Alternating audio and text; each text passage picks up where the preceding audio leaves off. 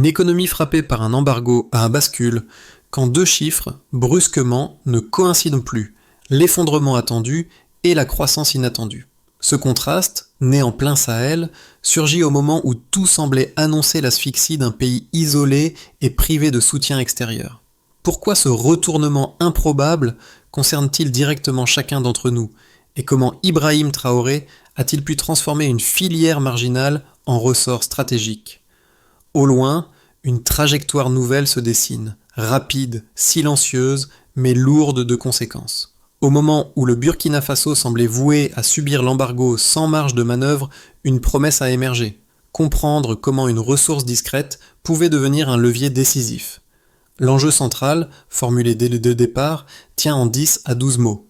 Montrer comment une culture sous-estimée peut inverser un rapport de force. Dans cette perspective, le récit ne se limite pas à un simple succès agricole. Il explore les risques systémiques qui pèsent sur tout pays dépendant des importations, tout en dévoilant la manière dont une initiative locale peut reconfigurer un équilibre économique régional. Il est important de noter que la montée en puissance du manioc ne représente pas seulement une alternative alimentaire. Elle révèle la fragilité de modèles économiques construits sur des chaînes d'approvisionnement lointaines. Parallèlement, cette trajectoire ouvre une interrogation plus vaste. Si une politique de transformation rapide a pu produire un tel déplacement d'équilibre, qu'impliquerait une généralisation de ce modèle à d'autres secteurs? Une micro-hook s'impose alors, et si la souveraineté alimentaire n'était plus une ambition, mais un précédent? En 72 heures seulement, une idée jugée improbable est devenue une opération nationale à grande échelle. Et dans ces mêmes 72 heures, un pays attendu au bord de la rupture a soudain affiché l'un des rebonds agricoles les plus rapides de son histoire récente. C'est dans cette bascule que se referme la première dette de curiosité. Le retournement aperçu au P1 ne repose pas sur un geste symbolique, mais sur une chaîne de décisions concrètes dont Ibrahim Traoré a fait l'ossature même de la riposte économique. Ensuite, le contexte éclaire cette rupture. Sous sanction, le Burkina Faso voyait ses capacités d'importation se réduire et ses marges de négociation s'éroder. Les aides tardaient, les stocks s'amenuisaient et les modèles classiques, blé, maïs, semences importées, perdaient toute viabilité. Il est important de noter que la dépendance structurelle au marché extérieur créait un point de fragilité que les pressions internationales rendaient encore plus aigu. En même temps, la sélection du manioc comme culture pivot n'est pas un pari intuitif, mais un choix technique. Ce tubercule pousse dans des sols pauvres, résiste aux sécheresses récurrentes du Sahel et n'exige aucune semence contrôlée par les grandes puissances agricoles. C'est précisément ce qui en fait un instrument capable de contourner l'embargo tout en offrant une marge d'exportation. Les premiers sondages de sol, menés par des équipes mixtes, chercheurs, ingénieurs, militaires, ont confirmé la faisabilité de la transition. À partir de là, la dynamique se renforce, des milliers d'hectares réorientés, des coopératives structurées, une armée mobilisée en soutien logistique et une jeunesse rurale retrouvant un rôle économique central. En quelques semaines, le pays n'était plus seulement en train de se nourrir, il préparait déjà ses premières exportations vers le Bénin. En changeant de perspective, ce glissement rapide interroge: comment une nation isolée est-elle parvenue à transformer une contrainte géopolitique en moteur de réorganisation interne? La réponse tient dans cette succession de micro-décisions qui, mises bout à bout, ont redéfini la trajectoire d'un pays entier. C'est autour d'Ibrahim Traoré que s'est construit le rôle de pivot, non pas comme figure héroïque, mais comme agent d'articulation entre décisions politiques, logistique militaire et mobilisation communautaire. A l'inverse, son intervention ne s'est pas faite dans les bureaux climatisés. Elle s'est jouée dans les provinces, là où l'embargo se ressentait le plus brutalement. Il est important de noter que 2 microcas éclairent les premiers effets visibles. Le premier se déroule dans une zone rurale où les agriculteurs, jusque-là dépendants des aides alimentaires, ont reçu en quelques jours des kits solaires d'irrigation et des formations express. Les rendements, bien que modestes au départ, ont suffi à sécuriser les besoins locaux et à stabiliser les revenus de dizaines de familles. Le second cas provient d'une coopérative naissante où de jeunes travailleurs, autrefois migrants vers la capitale, sont revenus pour transformer le manioc en farine et amidon. Ces ateliers ont créé un effet de chaîne. Production, transformation, stockage, puis première vente groupée. Parallèlement, la présence de l'armée a permis d'assurer la continuité. Distribution de semences, sécurisation des sites, construction de petites infrastructures d'entreposage. Loin de militariser le secteur, cette intervention initiale a créé un sas de stabilité indispensable au redéploiement rapide des cultures. Ensuite, l'impact psychologique a été immédiat. Pour la première fois depuis le début de l'embargo, les communautés percevaient un horizon tangible. Ce regain de confiance s'est diffusé comme une énergie nouvelle, lentoie à travers les villages jusqu'au premier point d'exportation. Voici un point essentiel. Le manioc n'était plus un substitut de crise, mais un vecteur d'autonomie. Avant l'accélération nationale, le pays vivait encore sous le rythme lent et contraint de l'embargo. Importations bloquées, filières étouffées, coopératives fragilisées. Puis d'un coup, un enchaînement avant pic après s'est mis en place, prenant de court même certains observateurs locaux. Ibrahim Traoré, en donnant l'impulsion initiale, a converti un état d'urgence en colonne vertébrale d'action. Le déclenchement commence ainsi, tout commence par la décision de bascule. Substituer les cultures dépendantes des semences importées par le manioc, immédiatement disponibles, immédiatement reproductibles. En quelques jours, les équipes mixtes se déploient, militaires, agronomes, techniciens solaires. Chaque groupe a un rôle précis, avec une unique consigne, gagner du temps. Les sols sont analysés, les premières boutures sélectionnées, les infrastructures légères posées. Les coopératives naissantes apprennent à se structurer. Registres partagés, quotas de transformation, circuits de distribution interne. Il est important de noter que ce mouvement initial crée déjà un choc. La filière du manioc, auparavant dispersée, acquiert une colonne dorsale logistique. Le moment décisif survient lorsque, puis vient le point de bascule. Les récoltes pilotes réussissent. Ce mouvement se diffuse, le signal se répercute sur tout le territoire. Les provinces, autrefois isolées, deviennent des nœuds productifs. Cagdo et Trianjay, en flux continu, installent pompes solaires et systèmes de compostage biologique. Le volume des terres réorientées augmente, les coopératives s'agrègent, les ateliers de transformation se multiplient. En même temps, l'armée, en soutien, sécurise les axes et garantit que les premières cargaisons puissent circuler. Les jeunes reviennent des villes pour s'inscrire dans les chaînes de production. La dynamique change de nature. Là où l'on attendait une économie ralentie, apparaît une économie en expansion portée par une ressource autrefois jugée secondaire. Simultanément, le pays se prépare à exporter. Les cargaisons prennent la route vers le Bénin. C'est le moment où l'initiative cesse d'être interne et commence à peser à l'échelle régionale. Les répercussions qui suivent montrent que l'après-Cao Trao s'étend en vagues successives. D'abord les revenus. Des milliers de familles voient leurs conditions se stabiliser. Ensuite, l'organisation. Les coopératives se fédèrent, adoptent des outils de gestion, développent des capacités nouvelles, stockage, transformation avancée, conditionnement. D'un autre côté, l'effet psychologique est massif. Les communautés, longtemps dépendantes des aides extérieures, retrouvent une autonomie concrète. Ce glissement modifie la perception même du travail agricole. Le manioc devient un symbole de souveraineté plutôt qu'un aliment de substitution. Pour ajouter un autre éclairage, les premiers signaux d'exportation déclenchent un intérêt régional. Des pays voisins observent, interrogent, envisagent de reproduire le modèle. Contre toute attente, la dynamique ne reflue pas. Le truc événementiel enclenché, décision, mobilisation, transformation, exportation, se maintient. Ibrahim Traoré, au centre de cette séquence, cristallise une idée simple. Un pays peut inverser une trajectoire même quand les marges semblent inexistantes. Voici un point essentiel. Ce qui devait être une réponse provisoire devient une architecture économique nouvelle, et rien ne laisse entrevoir un retour à l'avant-crise. Baseline Delta, c'est le moment où les chiffres, jusqu'ici implicites, deviennent le cœur de l'argumentaire et referment la deuxième dette de curiosité ouverte au P5. Pour Ibrahim Traoré, la crédibilité du modèle ne peut exister qu'à travers 3 marqueurs mesurables. Premier chiffre, la surface cultivée, avant l'embargo, le pays ne comptait qu'environ 10 000 hectares consacrés au manioc. Delta.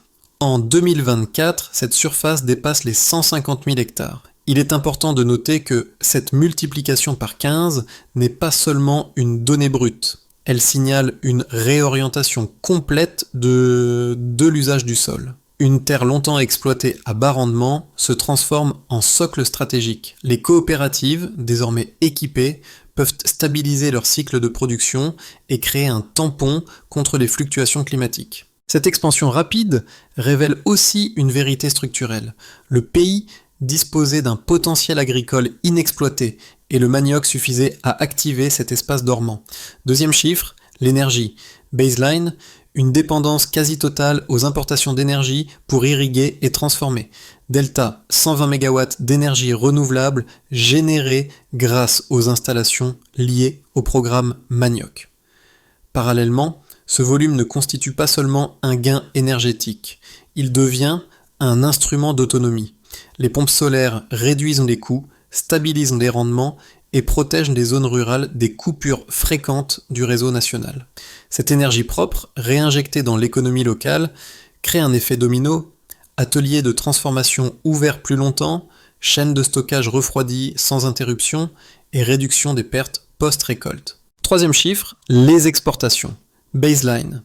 Avant la crise, le manioc ne représentait qu'une ressource secondaire.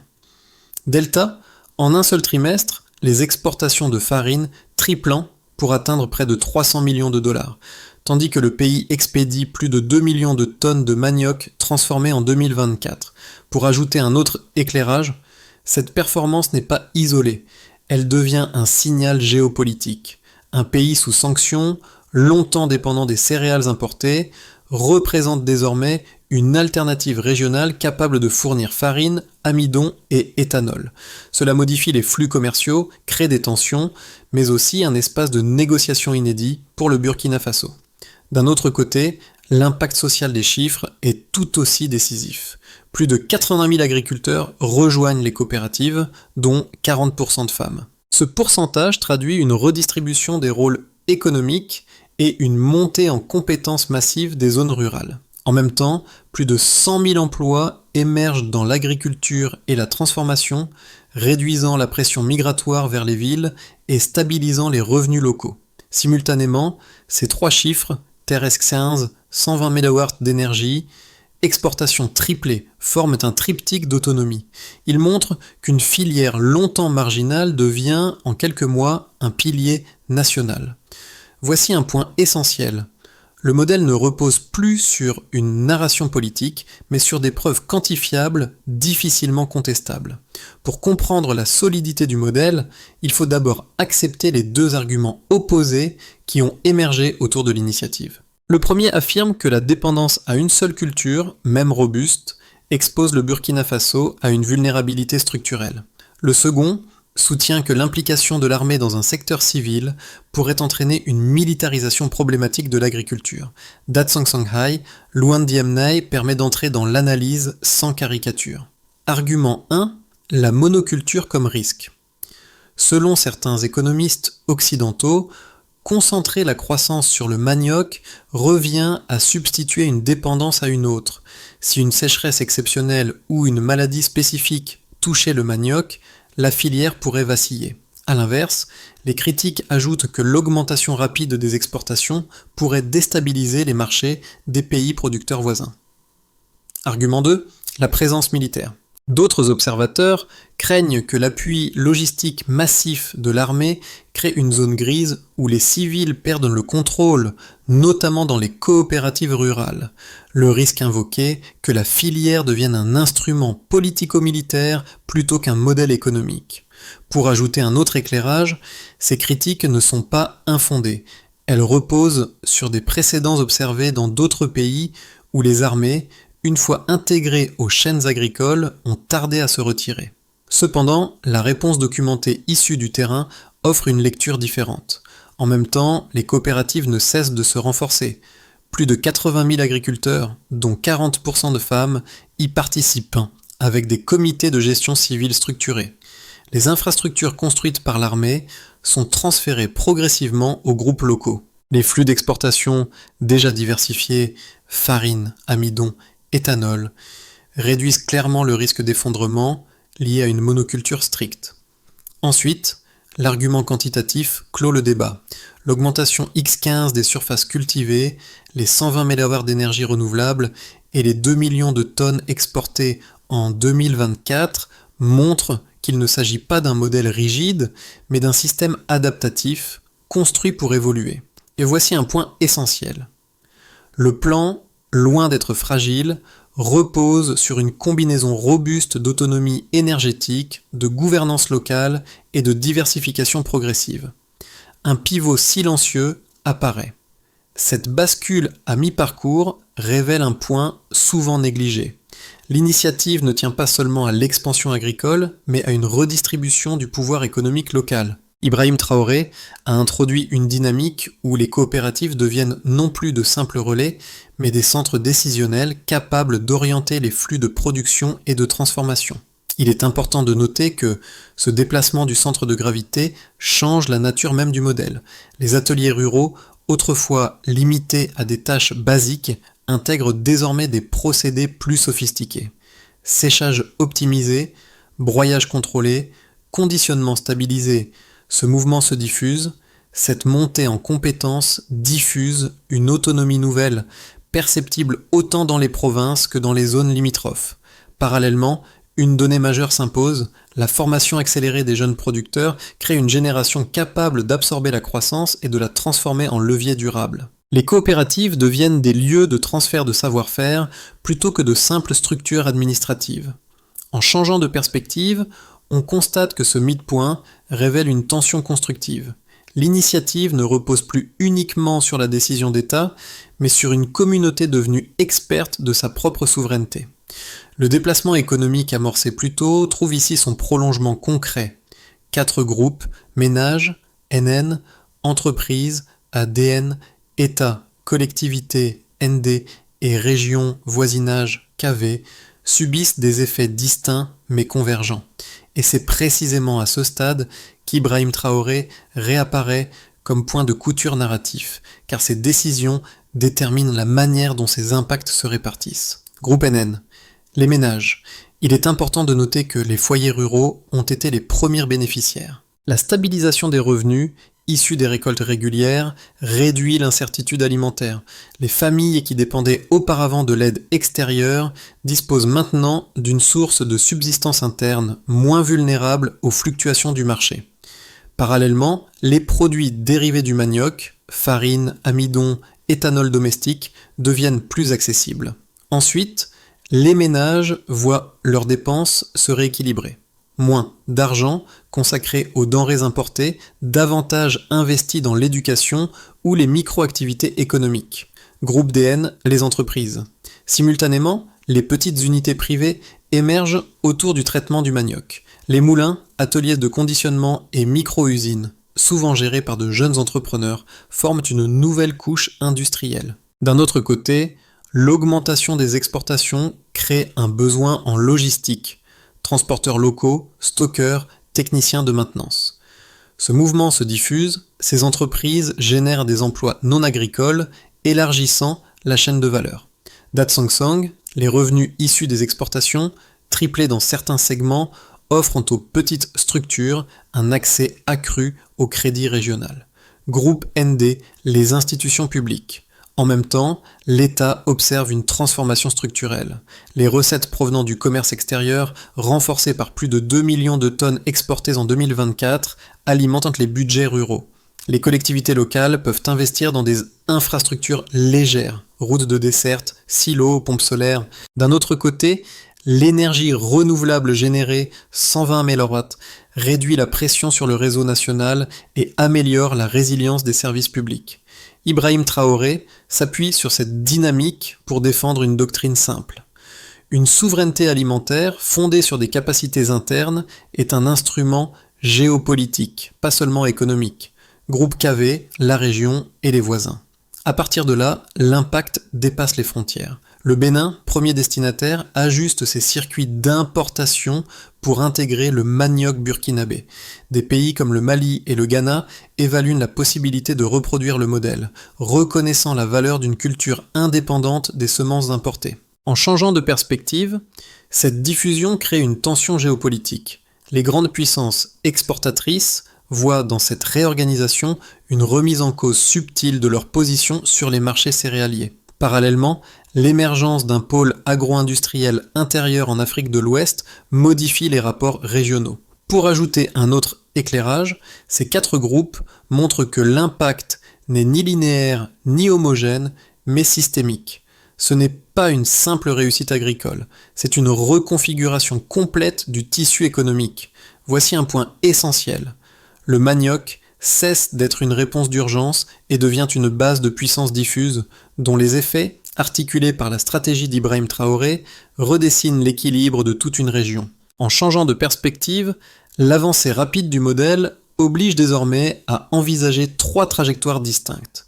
Chaque scénario s'appuie sur les dynamiques déjà engagées, surface et 15, 120 MWh d'énergie renouvelable, exportation triplée, plus de 2 millions de tonnes expédiées. Et c'est à ce stade qu'une question ouverte, esquissée depuis le P1, trouve son terrain d'analyse. Jusqu'où cette architecture peut-elle tenir face aux pressions extérieures et aux aléas internes? Scénario de base, continuité maîtrisée.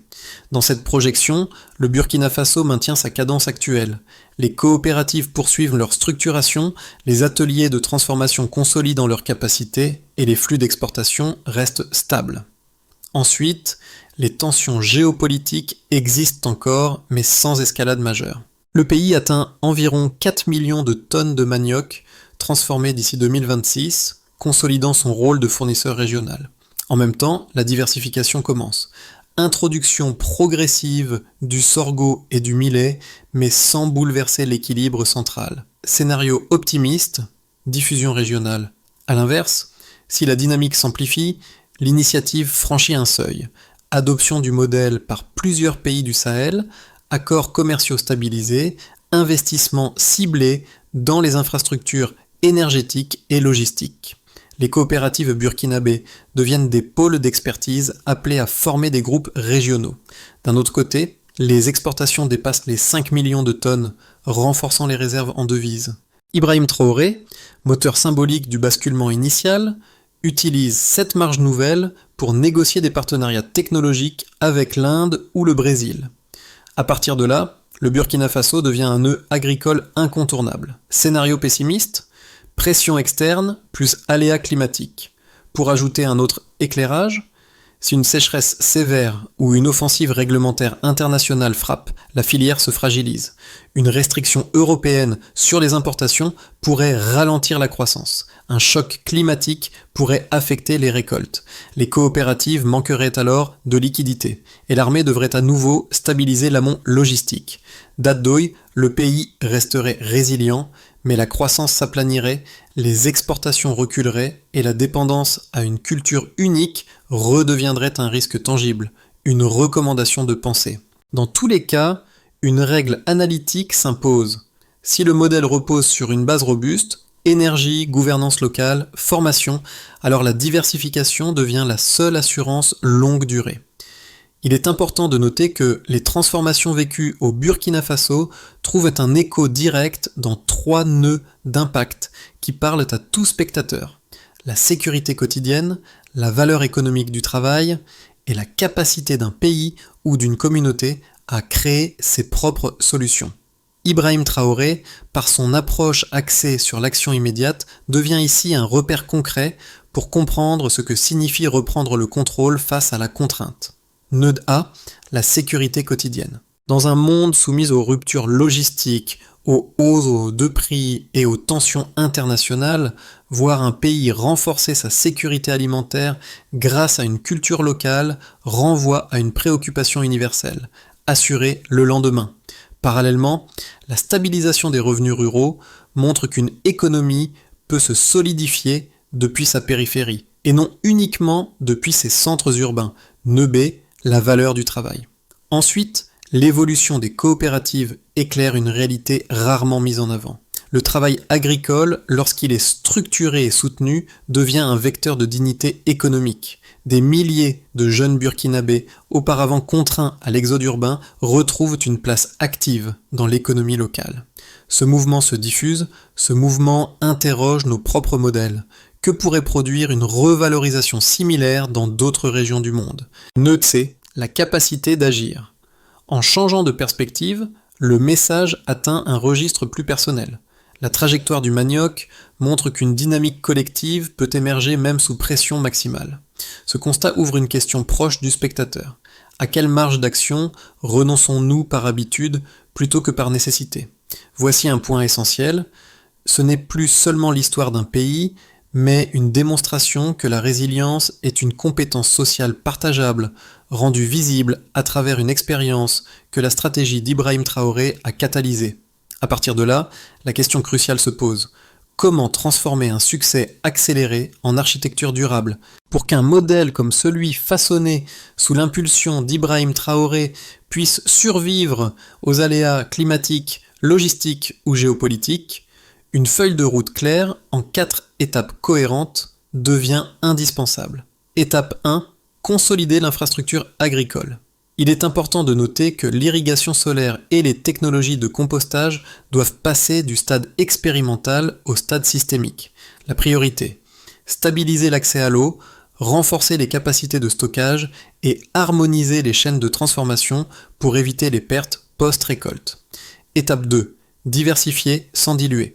Parallèlement, la logique de souveraineté demande d'introduire millet, sorgho et cultures résistantes, non pour remplacer le manioc, mais pour former un socle polyculturel. Ensuite, cette diversification prévient les risques climatiques et réduit la dépendance à une seule filière, tout en continuant de consolider les revenus des coopératives.